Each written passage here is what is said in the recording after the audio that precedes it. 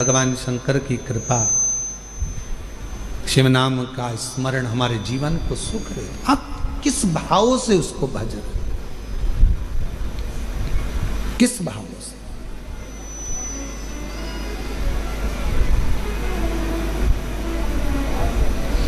आप सब तो बाबा ईश्वर बाबा के धाम पर आ जाते हो भगवान शंकर को जल चढ़ाने के लिए। कुबेरेश्वर बाबा की भूमि पर आप तो आकर एक लोटा जल चढ़ाते हो। कुबेरेश्वर बाबा की भूमि पर आकर आप तो 108 बार श्री शिवाय नमस्तुभ्यम का मंत्र जाप करते हो। कुबेरेश्वर बाबा की भूमि पर आकर आप तो झोली फैलाते हो। पर सत्यता तो ये है कि मेरा बाबा जिसके दुखड़े को मिटाना होता है उसी को कुबेरेश्वर धाम बुलाता है, वरना बाहर से ही भेज दे।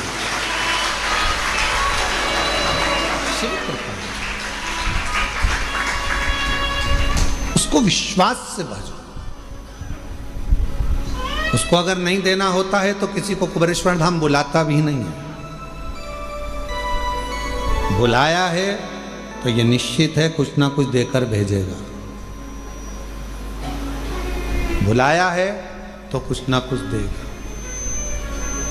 वरना देता है। नहीं देना तो नहीं बुलाता। देवराज नाम के ब्राह्मण को अगर कुछ देना था तो उसको मंदिर के अंदर प्रवेश कराया, वरना वो तो चोरी का धन लेकर जा रहा था। जाता जिससे प्रेम करता था उसके पास जाकर उसको वो सोने का और रानी का हार दे देता, और उसको शिव जी के मंदिर बुलाया, मतलब कुछ देना था। मेरी जीजियों, मेरे जीजाओं, मेरी बेटियों बेटाओं, मेरी माताओं, मेरे भाई, मेरे बुजुर्ग माता पिता, आप सब जितने ऑनलाइन कथा को श्रवण कर रहे हो, यहाँ कुबेरेश्वर बाबा की धरा पर बैठकर 5 दिवसीय कार्तिक महीने की कथा को श्रवण कर रहे हो, निवेदन करूं संसार वालों पर भरोसा करोगे तो एक दिन टूट जाएगा, पर कुबेरेश्वर बाबा पर भरोसा करा तो कभी टूटने वाला नहीं है। वो निभाता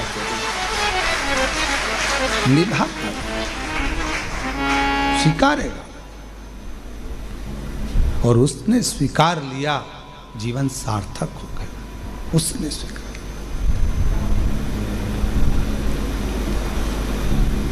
देवराज चोरी का धन ले जा रहा था, बुलाया मंदिर के अंदर। मेरे भोलेनाथ ने हाथ पकड़कर अंदर बुला लिया और मेरे बाबा ने 2 क्षण बिठाकर शिव महापुराण की कथा को श्रवण करा दिया। 2 क्षण। दुनिया के लोग भले शिव महापुराण को समझे ना समझे हमें नहीं मालूम, पर इतना जरूर मालूम है, जिसने जिंदगी में शिव महापुराण की कथा को दिल से सुन लिया, स्वीकार कर लिया, उतार लिया, उसकी जिंदगी में वो कभी धोखा नहीं खाएगा। वो जिंदगी में कभी ठोकरे नहीं खाएगा, कभी नहीं खाएगा। वो धोखा नहीं खा सकता, वो ठोकर नहीं खा सकता।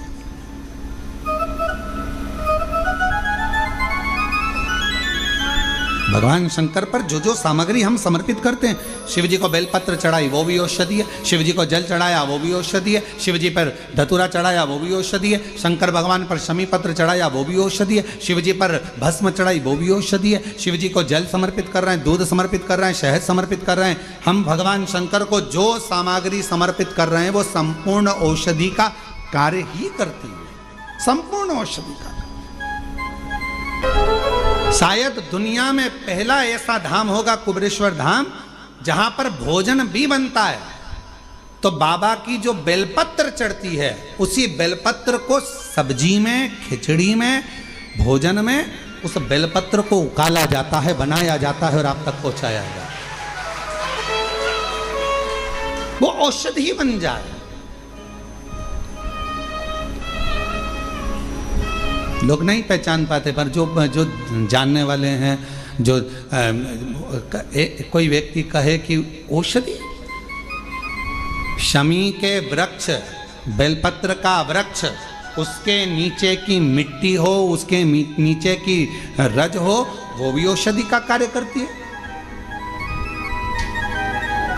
जब किसी व्यक्ति को यूरिन से जुड़ी हुई प्रॉब्लम हो जाती है, उसको जब यूरिन से जुड़ा हुआ बहुत बड़ा रोग उत्पन्न हो जाता है, यूरिन नहीं आती है या यूरिन रुक जाती है या यूरिन उसकी निकलती ही नहीं, बाथरूम आती ही नहीं, उसको बहुत रुक रुक कर आती है या बाथरूम पूर्ण तरह से नहीं आती, तो उसको करा क्या जाता है, उसको जाओ शमी का वृक्ष, शमी के वृक्ष की नीचे की मिट्टी लाओ, शमी के वृक्ष की पत्ती लाओ, बाबा देवाधिदेव महादेव का अवधूतेश्वर नाम लेकर उसको अच्छा मिट्टी के साथ शमी की पत्ती को मल लो, थोड़ा गीला कर कर नाभि के नीचे उसको लगा लो। 5 मिनट के अंदर अच्छे से कितनी भी यूरिन रुक रही हो पर यूरिन निकलना प्रारंभ हो जाती है, उसको किसी चीज की जरूरत नहीं पड़ती। 5 मिनट लगता है बस, और 5 मिनट में यूरिन आना प्रारंभ हो जाती है।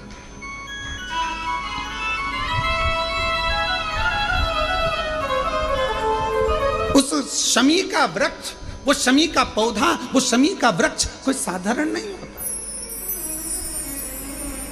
कहने वाले कह दिए शमी का पौधा यहां मत लगाना, शमी का पौधा वहां मत लगाना, शमी का पौधा, बेलपत्री का पौधा यहां मत लगाना, बेलपत्री का पौधा वहां मत लगाना, बेलपत्र को यहां मत लगाना। अरे भाई,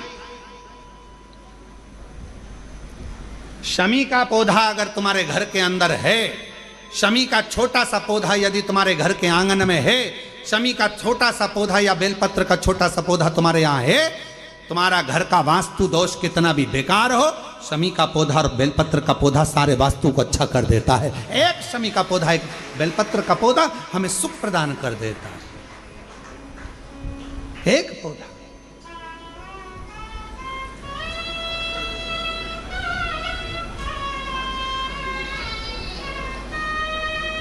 उस शमी के पौधे को ना पहचान रहे लोग, उस बेलपत्र के पौधे को ना पहचान रहे लोग। पर एक निवेदन आपसे और है, अगर तुम्हारे गांव में, तुम्हारे नगर में, तुम्हारे शहर में, तुम्हारी कॉलोनी में, तुम्हारी सोसाइटी में शमी का पौधा हो, बेलपत्र का पौधा हो, बड़ का पौधा हो, पीपल का पौधा हो, चाहे आंवले का पौधा हो, किसी भी पौधे में आप कोई भी, जैसे दही चढ़ा देते हो, दूध चढ़ा देते हो या कोई ऐसा इत्र चढ़ा देते हो, निवेदन है आप अपने आसपास के बड़े बड़े पौधे में ये कोई भी चीज़ ना चढ़ाएं। कोई महाराज कितना भी बताए, पर उस पौधे के अंदर आप केवल जल चढ़ाएं, केवल जल। आप उसमें ना दूध चढ़ाएं ना दही चढ़ाएं। क्यों? क्योंकि पौधे में जब दही जाता है तो दही जाने के कारण, इत्र जाने के कारण, तेल जाने के कारण, कोई सामग्री जाने के कारण वो बड़े से बड़ा पौधा सूखने लगता है। हमारा करवत निवेदन है आपसे, उस पौधे में जब भी बेलपत्र का पूजन करने जाओ, ना दूध चढ़ाना ना दही चढ़ाना, केवल जल चढ़ाना। आप बड़ के पेड़ की पूजन करने जाओ, केवल जल चढ़ाइए। आप आंवले की पूजन करने जाओ, केवल जल चढ़ाइए। आप शमी के पेड़ की पूजन करने जाओ, केवल जल चढ़ाइए। जल के सिवाय उसके नीचे ना दूध चढ़ाइए ना दही चढ़ाइए, ना उसमें इत्र चढ़ाइए, ना तेल चढ़ाइए, ना कोई सामग्री चढ़ाइए। उसके नीचे केवल जल चढ़ाओ। क्यों? क्योंकि शमी ने स्वयं मंदार से कहा है, हे मंदार, शमी ने मंदार से कहा है, हे मंदार, जब कोई एक जल का पात्र लेकर हम पंच वृक्ष के नीचे आते हैं, जल का भरा हुआ पात्र लेकर आते हैं और जल समर्पित करते हैं, जब वो खाली पात्र हमारे वृक्ष के नीचे से जाता है तो वो खाली नहीं रहता, हम उसे लक्ष्मी से परिपूर्ण कर कर भेज देते हैं। ये शमी का है। अब ना जाने तुमको कौन कह देता है कि उसमें दूध चढ़ा दो, उसमें तुम्हें दही चढ़ा दो, उसमें ये चढ़ा दो, उसमें इत्र चढ़ा दो। किसी का कहना मत मानो, आप शिव महापुराण का कहना मानो। एक लोटा जल शमी के वृक्ष के नीचे चढ़ाओ, बेलपत्र के वृक्ष के नीचे चढ़ाओ, चाहे आप बड़े वृक्ष के नीचे चढ़ाओ, चाहे आप आंवले के वृक्ष के नीचे चढ़ाओ, चाहे पीपल के नीचे चढ़ाओ, पर जल चढ़ाओ। इसके सिवा कोई सामग्री। अभी हमने देखा कई लोग, अभी दीपावली के पहले हमने देखा भारत के भूमि में कई ऐसे लोग हैं जो ना जाने कहाँ कहाँ से ऐसे लोग पृथ्वी पर आ गए हैं जो लक्ष्मी की पूजन करते हैं और अगले साल की लक्ष्मी को उठाकर पीपल के पेड़ के नीचे धरी आते हैं। आंवले के वृक्ष के नीचे रखे आएंगे, कहीं बड़े वृक्ष के नीचे रखे आएंगे। रोड के किनारे जितने वृक्ष लगे हैं, सबके घर की लक्ष्मी मैया, सबके घर की लक्ष्मी जी की मूर्ति, गणेश जी की मूर्ति, इस देवता की मूर्ति, उस देवता की मूर्ति, सारी मूर्तियां पेड़ों के नीचे रखी हुई है। तुम्हें कौन ने अकल दे दी ऐसी? तुम्हें अकल किसने दी ऐसी? कौन ने विवेक दे दिया कि घर की पुरानी मूर्ति को पेड़ के नीचे ले जाकर रख दो? तुम्हारे घर की पुरानी मूर्ति है, घर में एक बाल्टी लो, घर में एक टब लो, उस बाल्टी में पानी भरो, तुम्हारे घर की पुरानी मूर्ति उस पानी के अंदर डाल के रखो। जितने दिन में गल जाए, 15 दिन, 20 दिन, 25 दिन, जब गल जाए तब उस मूर्ति की मिट्टी को किसी पेड़ के नीचे ले जाकर डालो, पर अपने देवी देवता को किसी वृक्ष के नीचे ले जाकर मत रखो, उनका अपमान मत करो, उनको अपमान मत करो।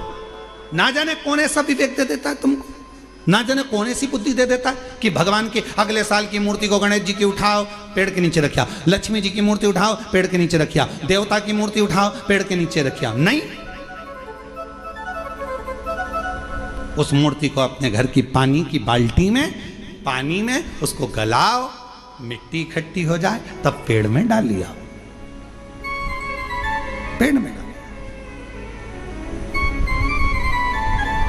करोगे? अरे बोलो तो जम के कि यहां से सुनी और यहां से निकाल दी, बची कुची थी, कथा में से गए तो झटकार दी। घर के लोगों ने पूछा कथा में गई थी सी और कुबरेश्वर धाम क्या लेके आई, महाराज ने सुनाया तो बहुत कुछ था, पर समझ में नहीं आया करना क्या। समझो, हमारे देवता का अपमान हम क्यों करें? हमारे देवी देवता को लोग देखकर हंसते हैं। जब ड्राइवर गाड़ी चलाते हैं और पेड़ के किनारे पर जो मूर्तियां रखी रहती है, उनको तो मालूम ही नहीं है कि पेड़ के किनारे मूर्ति रखी है। उनने तो गाड़ी चलाते मुंह में गुटखा भरा हुआ है, तंबाकू भरा हुआ है, पिचकारी मार दी, वो तुम्हारे देवता पर गई, तुम्हारे बददुआ नहीं लगेगी, तुमको अपशब्द नहीं लगेगा? जरा विचार करिए। इसलिए पेड़ों के नीचे मूर्ति रखना बंद करिए, उस मूर्ति को घर में ही बाल्टी में गलाओ, मिट्टी तैयार करके वो पेड़ के नीचे चढ़ाओ, स्वीकार हो। हमारी बात का लोगों को बुरा जरूर लगेगा, लग जाए तो फिर भी, वैसे भी हमारी बात का बहुत बुरा लगता है, तो इस बात का भी अगर बुरा लगे तो मैं हाथ जोड़कर निवेदन करता हूं, क्षमा करिएगा। पर हमारे सनातन धर्म पर कोई उंगली उठाए, हंसे, ये हमें स्वीकार नहीं है, ये हमें स्वीकृत नहीं है महाराज, ये स्वीकृत ही नहीं। शिव तत्व कह रहा, भगवान स्वीकार करें। शमी के वृक्ष के नीचे की मिट्टी और शमी की पत्ती, अवधूतेश्वर महादेव का नाम लेकर यदि यूरिन से जुड़ा हुआ कोई भी प्रॉब्लम होता है तो नाभि के नीचे गीली कर कर उस मिट्टी को लगाया जाए। 5 मिनट, 7 मिनट, 5-7 मिनट तो बहुत हो गए, 5 मिनट में आपको उसका फर्क दिख जाएगा। 5 मिनट यूरिन आना प्रारंभ हो जाए। शमी के पत्र में वो बल होता है, शमी के पत्र।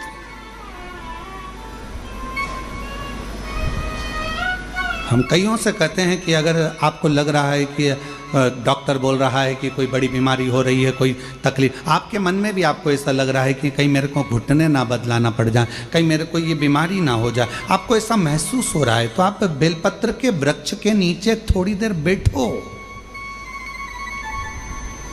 वहां की मिट्टी को अपने शरीर पर थोड़ा सा लगाओ और श्री शिवाय नमस्तुभ्यं, श्री शिवाय नमस्तुभ्यं, श्री शिवाय नमस्तुभ्यं, श्री शिवाय नमस्तुभ्यं। बेलपत्र के वृक्ष के नीचे बैठकर वहां की मिट्टी को थोड़ा अपने मस्तिष्क पर चढ़ाओ, थोड़े हृदय से लगाओ, थोड़ी भुजा से लगाओ, थोड़े वक्ष स्थल पर, थोड़ा कंठ पर लगाओ, उस मिट्टी को थोड़ा थोड़ा सा स्मरण करिए और निवेदन करो श्री शिवाय नमस्तुभ्यम का बोलकर, शिवाय नमस्तुभ्यम का बोलकर खुद अपने आप अपनी बुद्धि से ये निकलना बंद हो जाएगा कि आपको ऐसा लग रहा था कि बीमारी होगी, घुटने बदलना पड़ेगा, ये करना पड़ेगा, अपने आप वो नेगेटिवता बाहर होगी और आप धीरे धीरे स्वस्थ होना प्रारंभ होंगे, धीरे धीरे स्वस्थ। शिवालय, बेलपत्र का वृक्ष, बट वृक्ष, शमी वृक्ष, पीपल का वृक्ष, आंवले का वृक्ष, मंदिर, तीर्थ, शिवालय, देवालय, ये बल देते हैं हमको, ऊर्जा देते हैं, ये हमें ऊर्जा प्रदान करते हैं।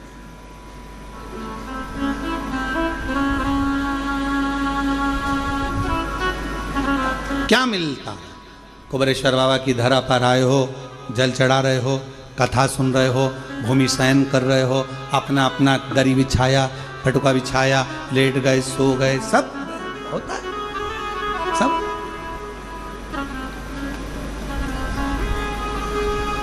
पर उसमें सबसे ज्यादा भूमिका है आपकी। आप किस भावों से भगवान को रिझाने के लिए आए, कितने विश्वास के साथ आप बाबा को रिझाने के लिए आए।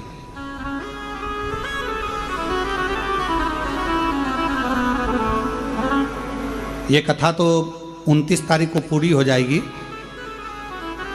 शिव कथा कर रही है। देवराज नाम का ब्राह्मण शिव के कृपा से, शंकर की कृपा से शिवधाम को जाता है। बिंदुक नाम का ब्राह्मण प्रेत योनि में जो पड़ गया, चंचुला देवी ने भगवान देवादिदेव महादेव से प्रार्थना करी और भगवान ईसर गोरा जी बनकर पधारे हैं। ईसर गोरा बनकर भगवान शिव और पार्वती पधार कर यजमान पद ग्रहण कर कर बाबा की कथा का रस तत्व ग्रहण करते हैं। जोरदार ताली बजाकर ईसर गोरा का स्वागत। 5 दिवसीय कथा है।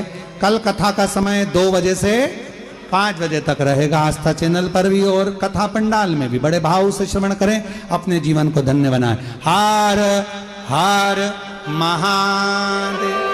निवेदन है